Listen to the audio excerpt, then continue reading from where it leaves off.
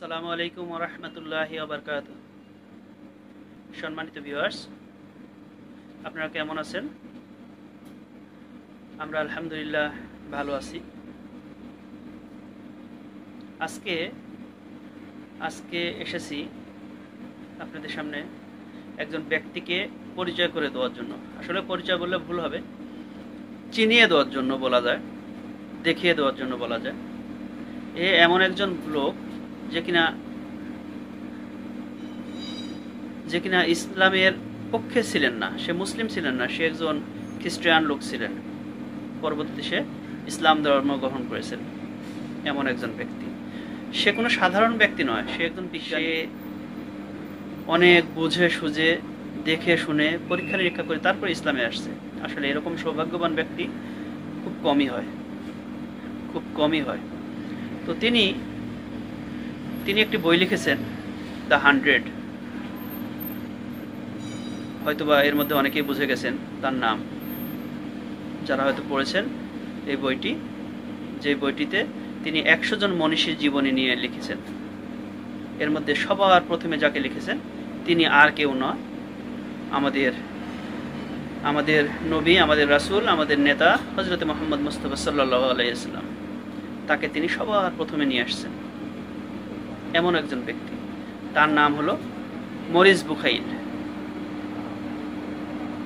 ইনি এমন একজন ব্যক্তি যে কিনা ফেরাউনের লাশ নিয়ে পরীক্ষা নিরীক্ষা করে যখন দেখেছে ফেরাউনের লাশের ভিতরে লবণাক্ততা আছে, তখন সে কোরআন পড়া শেখার জন্য আগ্রহ প্রকাশ করেন, যে আসলে কোরআনে কি বলছে এটা দেখার জন্য। তো কোরআন পড়তে শেখার পরে সে পর্যায়ক্রমে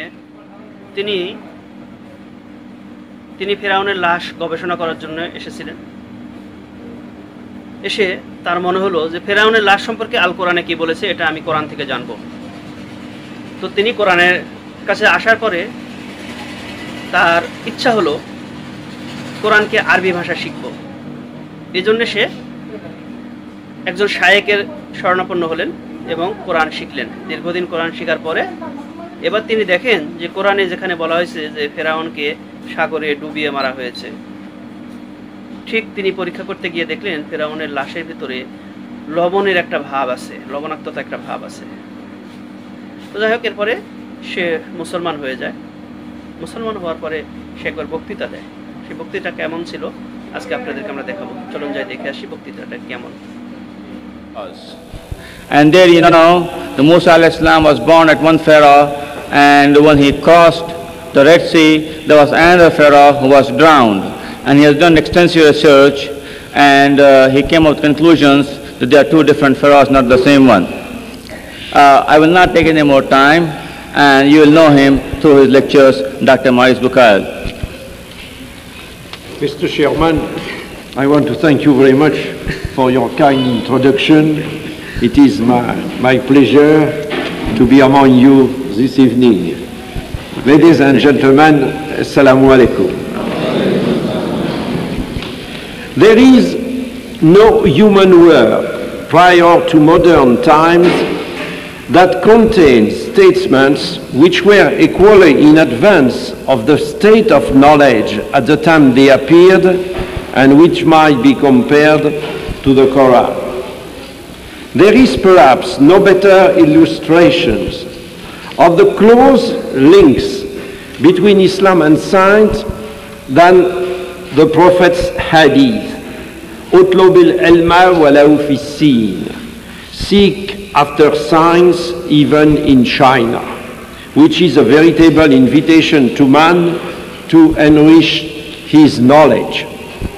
More significant, if it is possible, is the famous hadith, Midadul Ulama Afdalu min Dami Shuhada. The scholar's ink is more precious than the martyr's blood.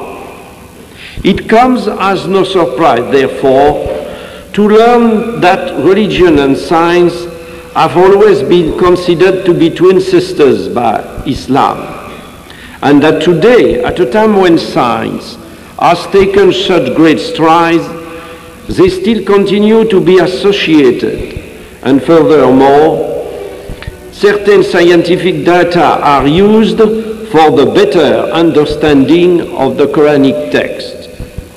What is more, in a century where, for many, scientific truth has dealt a death blow to religious belief, it is precisely the discoveries of science that, in an objective examination of the Islamic revelation, have highlighted the supernatural character of certain aspects of the revelation. When all is said and done, generally speaking, scientific knowledge would seem, in spite of what people may say, to be highly conducive to reflection on the existence of God. Once we begin to ask ourselves in an unbiased or unprejudiced way about the metaphysical lessons to be derived from some of today's knowledge, for example, our knowledge of the infinitely small or the problem of life, we indeed discover many reasons for thinking along these lines. When we think about the remarkable organization presiding over the birth and maintenance of life, it surely becomes clear that the likelihood of it being the result of chance gets less and less as our knowledge and progress in this field expand. To me, it would seem that the scientific progress made in understanding the fantastic complexity of higher beings provides strong arguments in favor of the opposite theory. In other words, the existence of an extraordinarily methodical organization presiding over the remarkable arrangement of the phenomena of life. In many parts of the book, the Quran leads in simple terms to this kind of general reflection, but it also contains infinitely more precise data which are directly related to facts discovered by modern science. These are what exercise a magnetic attraction for today's scientists. For many centuries, man was unable to study them because he did not possess sufficient scientific means. It is only today that numerous verses of the Quran dealing with natural phenomena have become comprehensible. A reading of all the commentaries, however knowledgeable their authors may have been in their day, bears solemn witness to a total inability to grasp the meaning of such verses. I should even go so far as to say that in the 20th century, with its compartmentalization of ever-increasing knowledge, it is not... ভেবেছিলাম পুরো বক্তৃতাটুকুই দেখাবো, কিন্তু আসলে সময় সংক্ষেপের কারণে দেখানো সম্ভব হলো না। তো আশা করি আপনারা দেখেছেন, ভালো লেগেছে। সে আপনার মুসলিম ভাই, তার জন্য দোয়া করবেন এবং আমাদের জন্য সবাই দোয়া করবেন। আর বলে রাখছি, যারা আমাদের চ্যানেলের নতুন, তারা আমাদের চ্যানেলটি সাবস্ক্রাইব করবেন, নতুন নতুন ভিডিও পাবেন ইনশাআল্লাহ।